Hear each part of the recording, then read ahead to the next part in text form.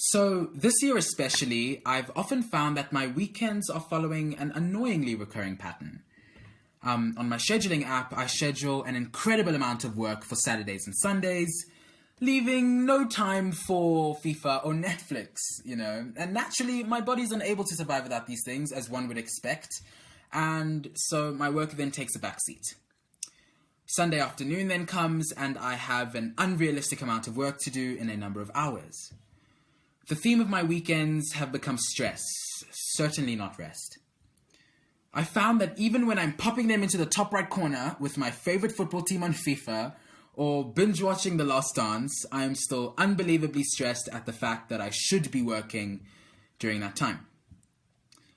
I end off my weekend in a bath of anxiety, anxious about whether I will survive the coming week, be able to study for my tests, meet my deadlines, etc., etc., all because I refuse to acknowledge my need for rest and release.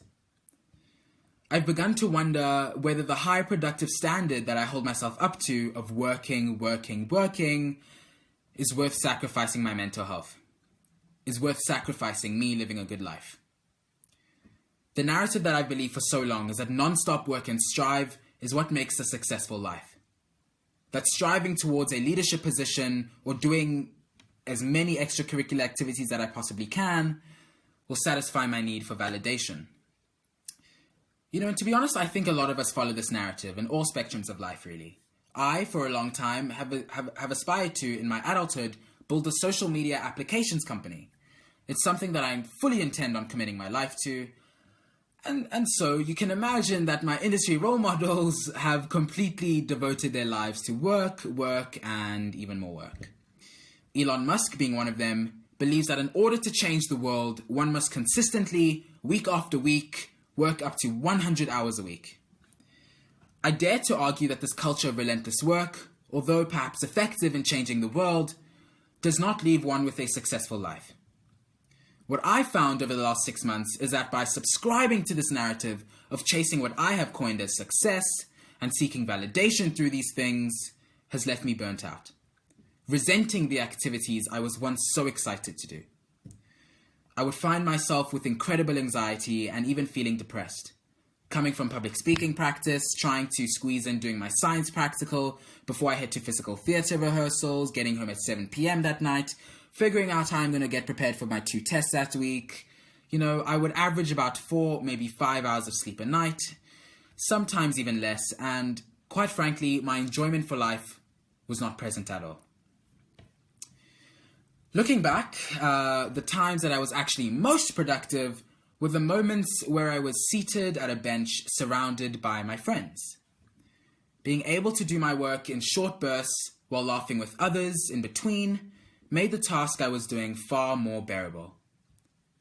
My attention was diverted onto something that did not require strenuous focus and brought me effortless pleasure. This is what I've defined as rest. And it is that very rest that gave me the energy to keep on going with my schoolwork and my everyday life. In fact, data actually shows us that in the workplace, productivity-wise, the top 10% of employees take 17 minutes of break for every 52 minutes that they work. This means that the most productive people in corporate are on break for almost a third of their entire work shift. Another study published by the National Study of Medicine reveals that taking short breaks in between tasks to socialize indirectly improves a company's sales performance through its impact on employee morale. Employees who take breaks are actually more likely to be satisfied and engage with their work and recommend their employers to other people. Interesting. So, the less human beings rest, the less we sleep, the more likely we are to be depressed. The less we rest in between tasks at school and at work, evidently, the more likely we are to experience burnout. So why then in our conversations is being busy or losing sleep due to work an admirable thing? Why is our measure of a successful life one that is ridden in stress and unspoken depression just because it has a good check or applause at the end of it? We choose to live our only life on this earth doing something that brings us burnout for 5 days of the week, just so that we can enjoy 2 of them in a bigger home. I chose to do all of those extracurricular activities at school because I thought being busy was a respectable attribute. I thought that in order for me to fulfill the standard of leadership and achievement that I've held myself up to, I was required to do more, to be more. But what I've found that really brings me deep fulfillment and deep joy is focusing on fewer things that I love and spending more time resting. The New York Times bestseller titled The Art of Not Giving an F Word, a lovely title, right? Anyways, the author Mark Manson talks about the importance of choosing what you are willing to struggle for, of choosing the pain that you want in your life. Because ultimately we're all going to struggle in this life for something. For me in my adulthood, it's that company that I'm so passionate about, because that's what sets my heart on fire. Performing in house plays at school is a struggle I'm willing to wither because I enjoy the process. I enjoy the community I experience in making something bigger than myself with those that I love.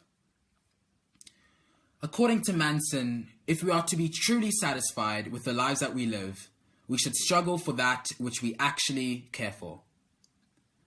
A successful life, therefore, should not be measured by the applause or the financial fruit at the end of our struggle, but by the rest and the fulfillment we experience in the midst of it. Thank you so much for coming to my TED Talk. I have always wanted to say that.